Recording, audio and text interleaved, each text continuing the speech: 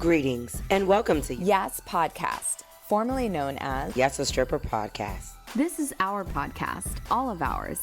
A podcast for all sex workers. In this podcast, we will discuss the ins and outs, ups and downs of our lives and experiences as sex workers. I am your host, Daisy Ducati. I am your heauxprahs, Gigi Holiday. I'm your stripper queen from the north, Onyx. I'm A.M. Davies, and this is YAS Podcast.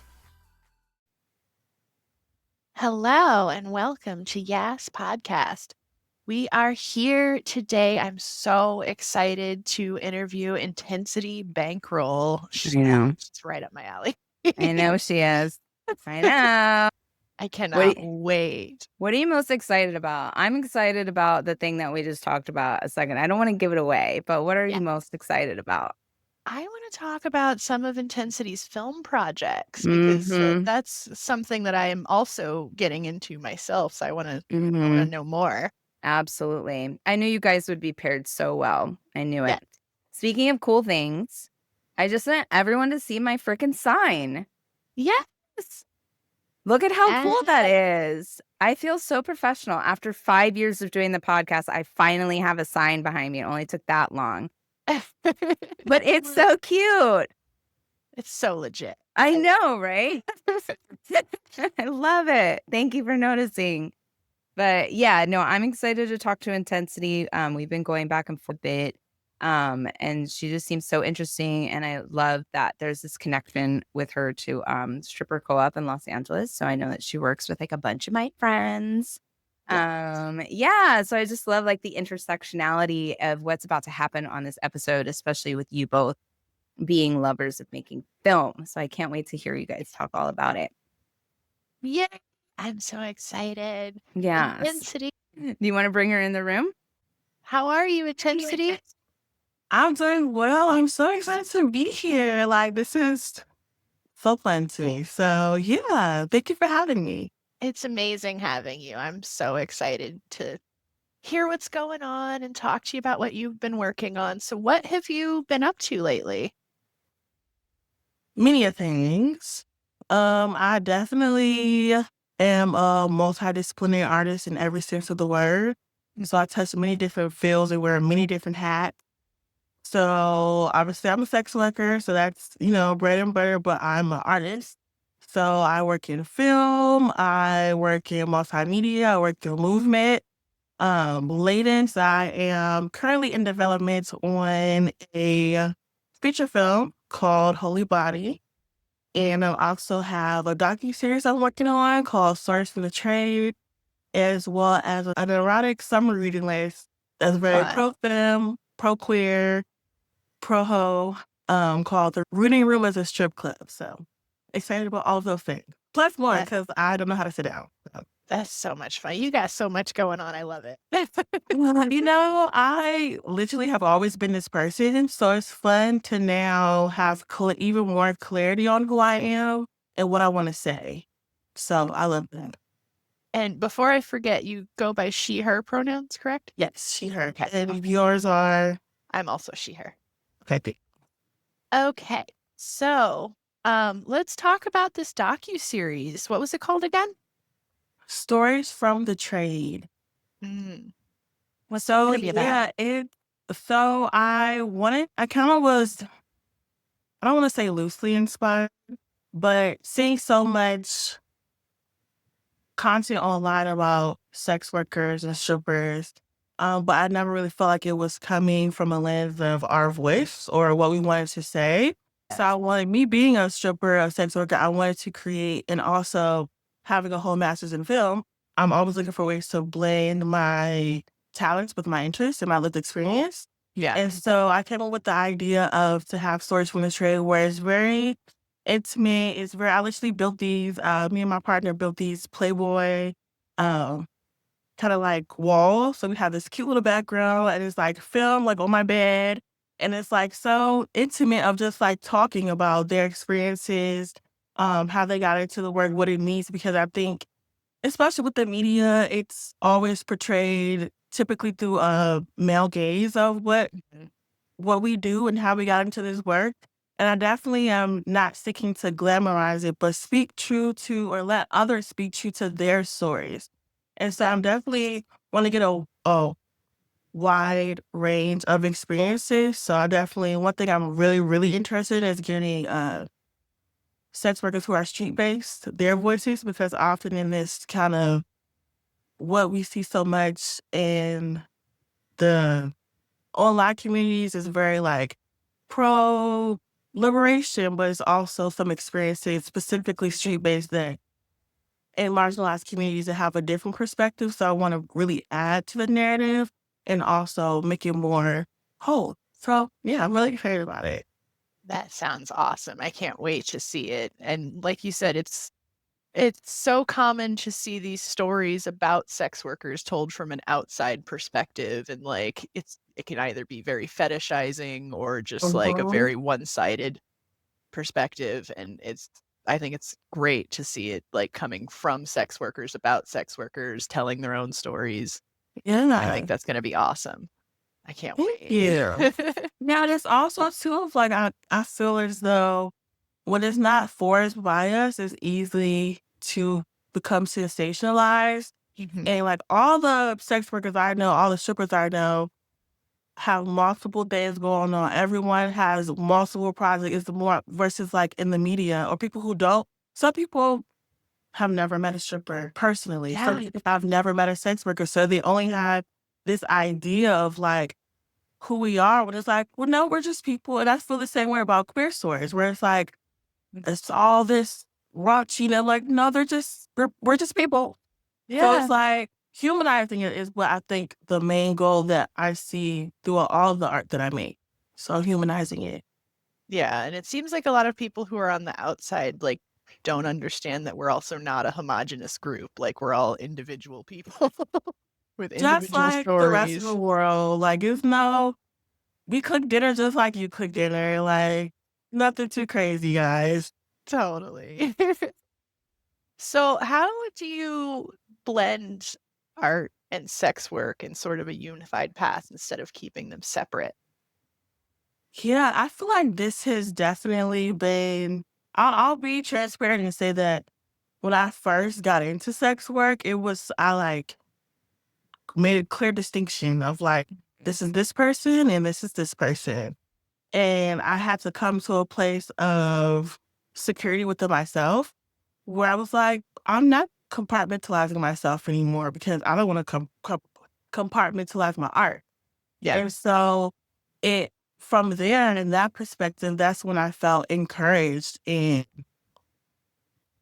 propelled to make it be one person, and that was reflected in my art. So now the stories that I tell are from my lived experience. I'm not stereotyping myself or becoming palatable. And yes, I can walk into a room and say, hello, I have these degrees. I worked at XYZ companies. And also, this is my work and these are the stories I'm interested in telling. And I had to come to a space of if that makes you feel uncomfortable, then maybe my work isn't for you. And maybe we aren't aligned and that's okay. But just being proud of who I am, the people I know, and knowing that their voices matter and our voices matter. So it takes a lot of courage. Sometimes I get, well, what if this person isn't going to want to work with me or doesn't like this? I'm like, but think about the people who can't tell their stories or who can't be the privilege that I have to be able to walk into these rooms and tell the stories. So I think that's what really gave me the courage to do it and blend the narratives into my work specifically and proudly, I would say. So, what are some myths you'd like to break about queer sex workers, especially those who cater to straight men? As that is definitely me. I think that it's in the name. It is in the more macro sense of it is that sex work is work. So I don't need to be attracted to my client, or we don't need to be attracted to our clients to create an experience, to create a fantasy. And that's what we're really exchanging. And I'm kind of also researching too, sex work being care work. And what we're actually doing is servicing the human connection, and that's much more larger than what I think people have muddied it down to, so that we're attracted to our clients will probably be the main thing, that our romantic relationships are mirror who our clientele is, that we can't hold romantic relationships, which is not true at all. I know many married sex workers. So yeah, just I would say the main one would definitely be that we are not working and that we are attracted to men, because I also know many queer sex workers and strippers. Yeah. So yeah, and then also too of just like thinking more largely of that, you know, where the boundaries of consent go when people know that you are a sex worker, and like, especially like it can get sort of weird with between two queer, same, how do I say, Like two like, queer sex workers of the same sex. yes, and then but still having the professionalism to not harass them. I've experienced that, like, oh, like, Oh yeah. we're both queer, da da da da. I love girls, but I still don't want you like touch my nipples, like we're at work. Yeah. So that's been something I experienced as well. So yeah, it's all slippery slopes, but when you have the language and the experience to advocate for what your boundaries are and what you feel comfortable with, then it kind of makes it more, puts things at ease, I would say. Mhm. So you talk about being a deeply queer femme working mostly with straight male clients. How do you navigate the tension between authenticity and performance in that space? That has definitely been interesting for me as far as the kind of segments I put myself into in my mind. Yeah. It's not that I dislike men, but I would say me and my civvy life, I don't necessarily feel comfortable around them. So when I'm like with the client or seeing the client, I've already vetted for my comfortability. And then also of me playing a role, I'm working, it's a fantasy. So me also having the lens of I'm doing care work, and I'm also listening to this person and seeing them not for their gender, but who they are, what they want to talk about, what they want to get from this experience makes me kind of humanize in a way that I feel safe and comfortable, but also know that the person values what I'm giving. Yeah. It's very, but also I've also had not the best experiences where I'm like, I'm taking a break because this was a lot for me. So I would say, like self-care of coming back to myself and, just making sure that I feel whole and that I'm never feeling, I have approached sex work from a place of survival, but I don't like that feeling. So when it comes to any type of uncomfort, especially when I'm seeing mostly straight male clients, I always check in with myself to make sure that I'm okay. I have the things that I need, and how can I um stay whole and stay present. But also I think that it's so slippery, so not every day is perfect. Totally. And that goes back to it being a job. Like at any job, not every day is perfect, and you're gonna have some bad days, and you're gonna have some terrible clients every once in a while. Like Right. it's I don't want to sell like everything is peaches and roses, and I'm like, this is always amazing and I always have balance in my identity, but I don't. So it's like some days I'm feeling very not performative, but I'm here to do a job and like know what that looks like. And some days I'm still wearing myself when I come to the room. So yeah. yeah. So what does self-care look like for you, and like how do you avoid burnout? I definitely sit alone and just relax and watch movies and do the things that I know will bring me comfort and joy. So if that's eating a very specific meal, If that's dancing for myself, I have a pole in my living room. If that's dancing for myself and not for a gaze or for dollars, I love that. I had to realize that dancing for others took the joy out of it for me. And so dancing for myself, I had to remind myself to do that. But being still, being calm, I always have so much going on. So just remembering that I need reps. Reps is so important.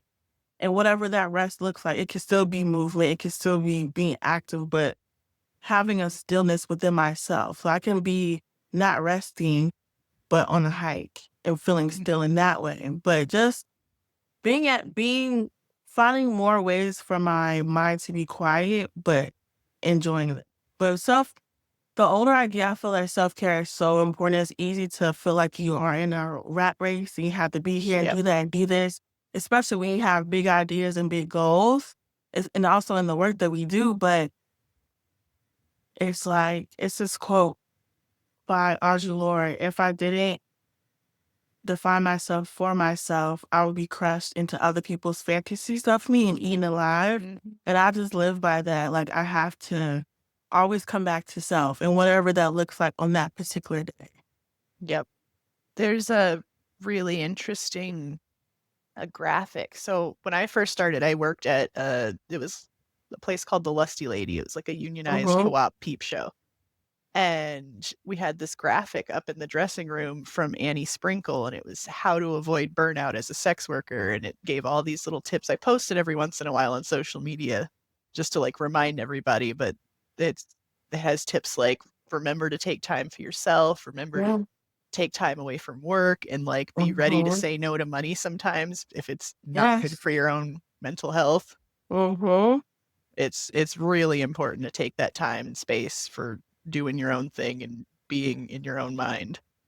Right, especially when like your body's an instrument, and when it needs to be tuned up, it needs to rest, but also like we're driving our bodies with our minds. So we're like, if I'm not physically at this place at this time, I'm not going to receive X, Y, and Z. So then placing value, knowing how to structure where you place value. Like, am I valuing money today? If so, how do I pour back into myself? Am I valuing myself today? If so, how do I pour back into getting money? So I think it's all about balance. Yep, totally. So we're going to take a quick break, and we'll be back in just a moment. Looking for bold, wearable art designed by sex workers? Welcome to the YAS Store, where art fuels the movement. We collaborate with sex worker artists, and every purchase supports sex workers through profit share. And also YAS Work, our nonprofit fighting for sex worker rights through media, education, and advocacy. This is more than merch. It's a message. It's a mission. It's the YAS Store. Shop now at yasstore.shop and wear your values out loud. Visit yasstore.shop and sign up for our monthly newsletter to receive 10% off your next order. All right. And we are back with YAS Work Podcast. And I am here with Intensity. I'm so excited. Wait, sir. So Intensity, you said your art is sex work, not just inspired by it. How do you approach creating with that philosophy in mind? Yeah, so it's not, I love this question. In a few different ways. It's obviously I'm the type of artist where I pull from lived experiences and it's very like inspired by. And so has the rawness, it has a certain characteristic that you couldn't get just from doing research. But also that to me is very simplified in like my collaborators.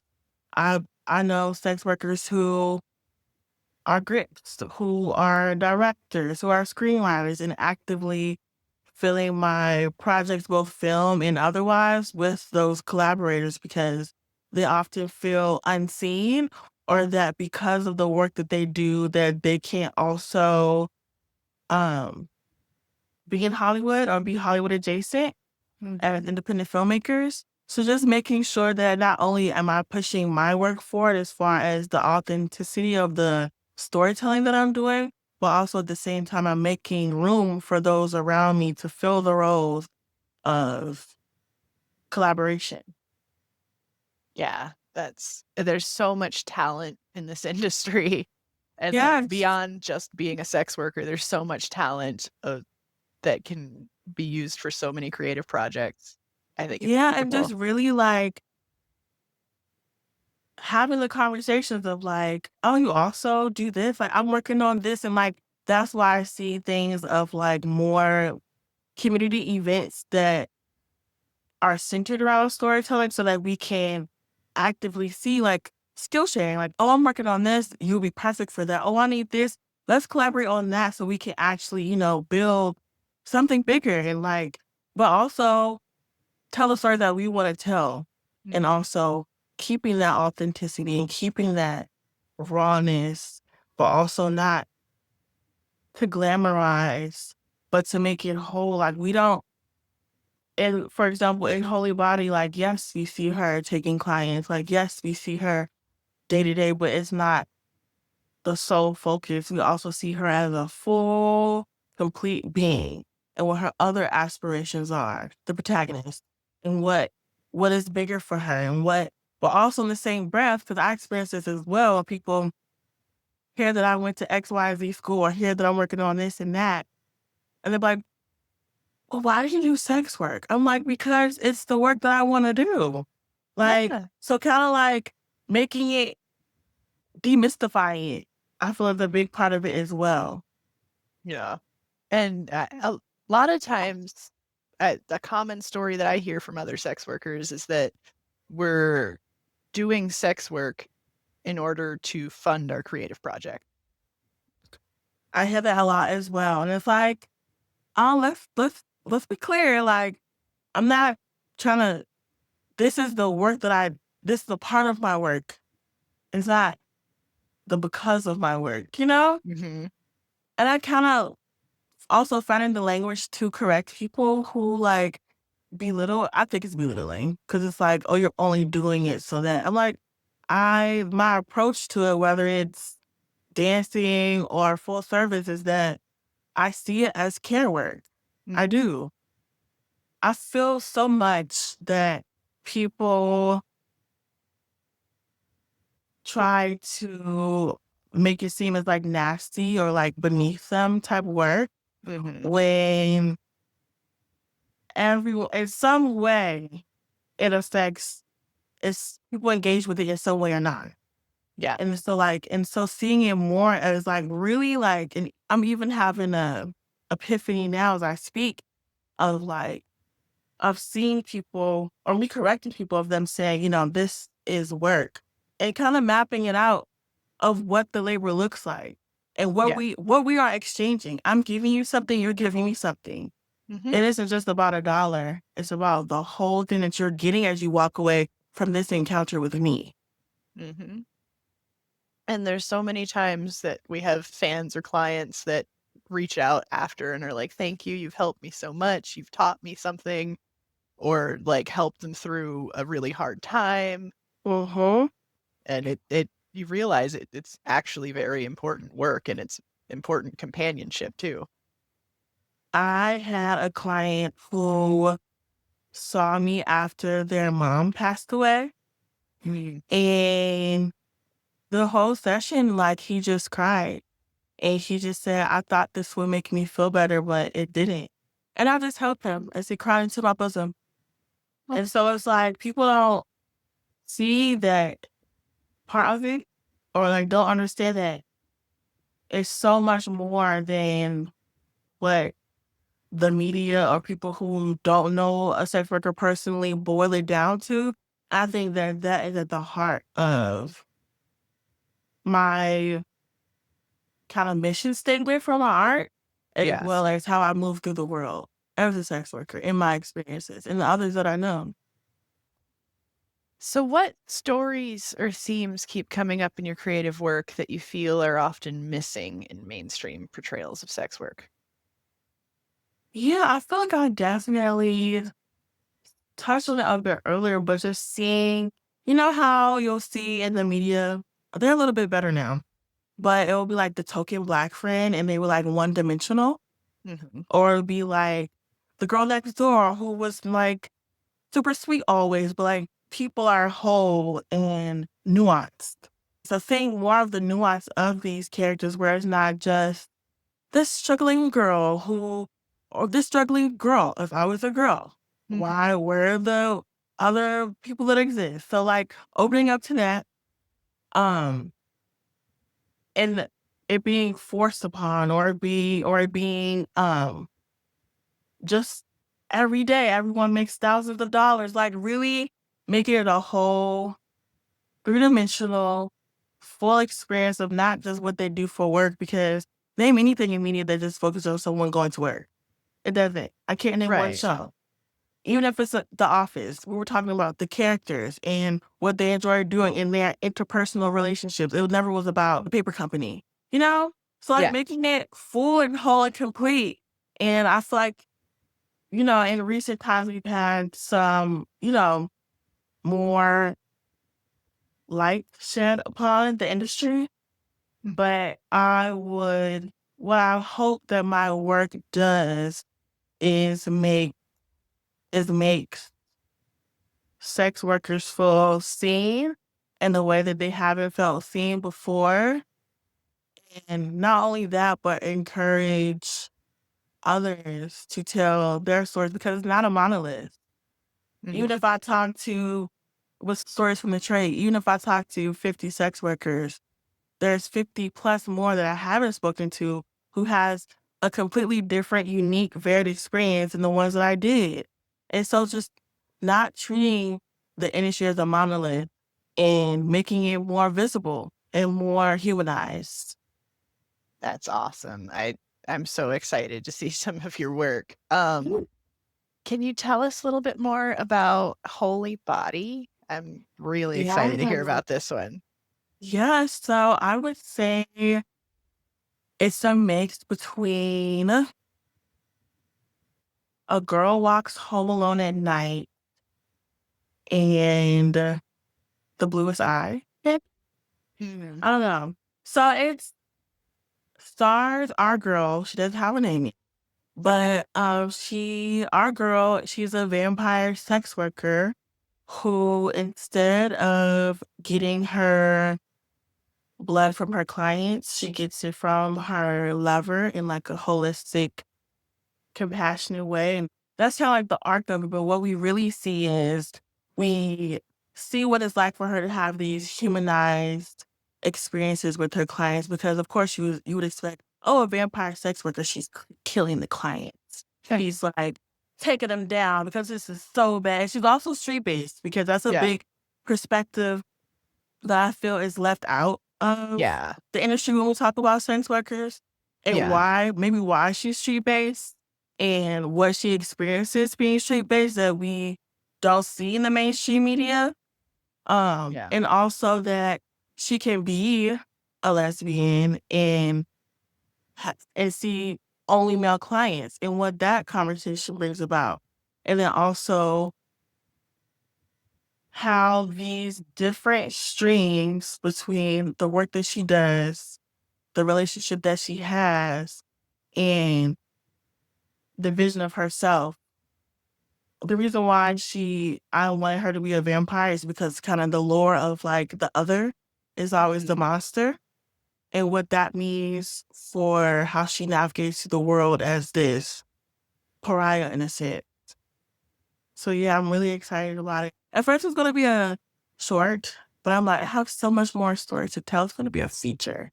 So, This and I'm also a big story. some activations on it too, where it's kind of like more like, I'm like dabbling into immersive work. So kind of an immersive experience of the story where it's like, you can be on the blade, you can hear whispers, have a confessional booth, and also this altar, like the body is the altar, and kind of what that means. Because I broke it down into 3 different parts, where the front is the altar and then the holy body, but of what that kind of like transformation looks like of losing yourself to find yourself again.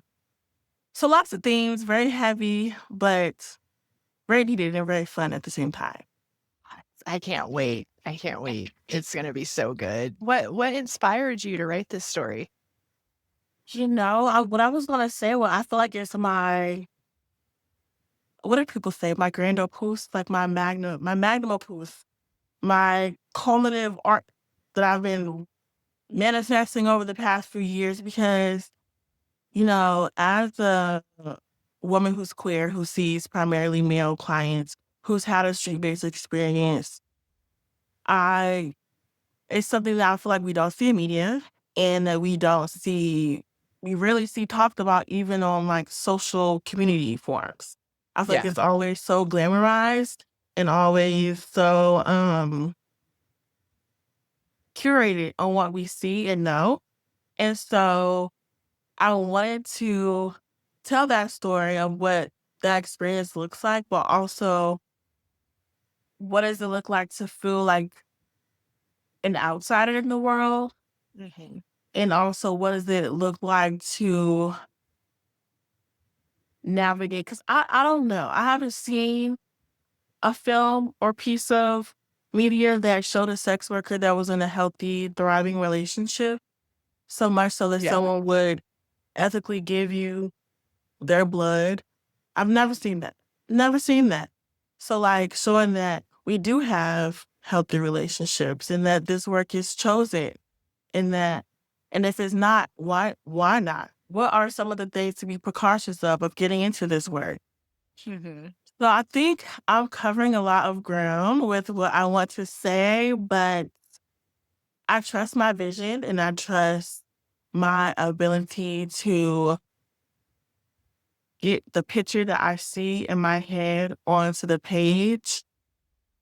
And I'm really excited about it.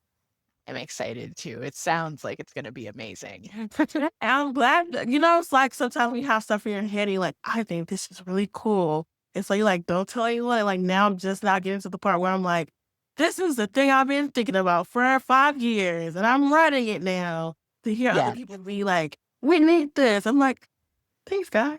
So I feel good. No, this sounds like it's going to be amazing. And sex worker vampires are kind of my thing. Oh, yeah. Oh, I love it. I love it. I can't wait. So tell us about the reading room as a strip club. What can people expect? Yes. So it is launching this summer, looking to start mid-June of just like an online community space that will culminate in an in-person and virtual session where we kind of reflect on all of the readings. But reading works from feminist, queer, and erotic labor authors, and also pairing them with a movement prompt. So it's for sex workers by sex workers. Allies are welcome if they want to kind of learn and explore, but of how kind of bringing in more of an academic lens to what we do, because I feel like the outside world sees it more as frivolous or unnecessary. And I want us to bring in a more academic approach to the work, but then also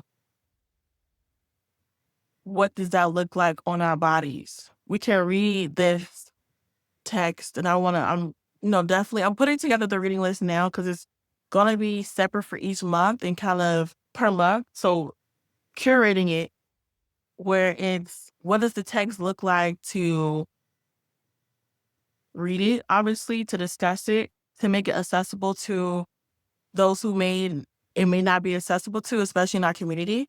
And then what does that look like on our bodies? And then what do we want to say? Do we agree with it? Do we not agree with it? And kind of becoming less of the research and becoming the researcher and adding our voices into the canon, So I see I want it to be very, very accessible. So I see it living online and then like in the culminating event whether it's virtual or in person, we kind of the come together moment where we can like talk about how the readings affected us or how this movement props affected us and what was the highlights of this experience and what you learned and what you learned about through the readings and also learned about through yourself. So I'm really excited. I love being a nerd and like making things accessible to people, but also like talking about what we learn. Like if I could I'm trying to go back to school actually to study this. So I feel like it was my like a fun way into it where it's like not doing it alone and like, Yeah. I always see everything as community. Like I'm a huge community person. So I was like, I'm sure other people will have fun with this. Let's read it and dance. Hell yeah. That's amazing. And I think there needs to be more like community discussion spaces for sex workers, like especially now that we don't have stripper web anymore. Like there needs to be more spaces where we can talk amongst ourselves and it's not like for the clients and projecting this image that we're putting on. And also like even like on the academic like level, like you have people who are teaching about sex work who from a very sterilized point of view. Like they've never been on the blade, been in the club, met a client, had an only for none of it. So you're like, our voices need to be there too. And I know many people who are mini degree who don't even know that that is a pathway for them. So opening up there as well, like let's tell our stories, not just narrative based, but also research based. And what does this mean? And what does this look like? How are we affected by these things? And adding that to the archive. I love it. I love it. That's amazing. You are doing so much cool stuff. Thank you. I feel like the past few years, I didn't know what I was working towards, but now I'm finally here and I'm like, this makes sense. That makes sense. And like, it feels so good to be whole in the sense that I finally like blended all of myself together into this like super human bots where I can show up in the room and be Khadijah and be Intensity and be Hennessy, and that's okay. I don't have to hide any of my one selves in any of the one rooms. I feel it's a huge weight off of my shoulders to be me. That's amazing. That's so beautiful. Thank you. So what do you hope that other queer and trans listeners, especially doing sex work, might take away from your story? I would hope that feel empowered that there's a room for their whole selves at the table. And if someone tells you that it's not, make your own table. And not just make it by yourself. Make it with the people around you, your trusted community. And be proud of that. And there's no need to make ourselves more palatable for the world at large, because who we are, the work that we do, and our voices will always be additive. It will never be subtractive. And it's needed. And it's enough. Yep. Amen. My job. So how can our audience support your work or like be involved in your upcoming projects? Yes. So the umbrella house, which is, I'm getting into the play on words here. The umbrella of all of my creative projects is House of Eros, LA. So you can follow at House of Eros, EROS, House is HOUSE, .LA on Instagram. In the link in the bio, there's a submission form with all of the cool things I'm working on, all of the cool things I'm collaborating on, where you can kind of drop your email, drop your Instagram, and we can stay connected and know when all these fun things launch. For Stories from the Trade, I'm actively looking for collaborators. It is compensated because our work and our story should never be free. So if you're interested in that, you can drop a line there, as well as if you're interested in learning more or being a part of the Reading Room as a Strip Club, you can also drop your information on that form. And any of the other cool things I'm working on, I also do intimacy coordination for TV and film. So if Awesome. you want to coordinate on that or looking for an intimacy coordinator, all that's on the forum. So at houseoferos.la on Instagram. And if you want to know more about me and my work, you can go to www.workwithkhadijah.com. Amazing. Thank you so much for talking with us today. Ooh. You are working on so much cool stuff, and I just cannot wait to see what the future holds. Thank you so much. Like, it feels good to speak about them because I keep so much in my head. So it feels good to verbalize it. Thank you for having this space for me and others like me. It's very important. And thank you for having me. That was really good, Daisy.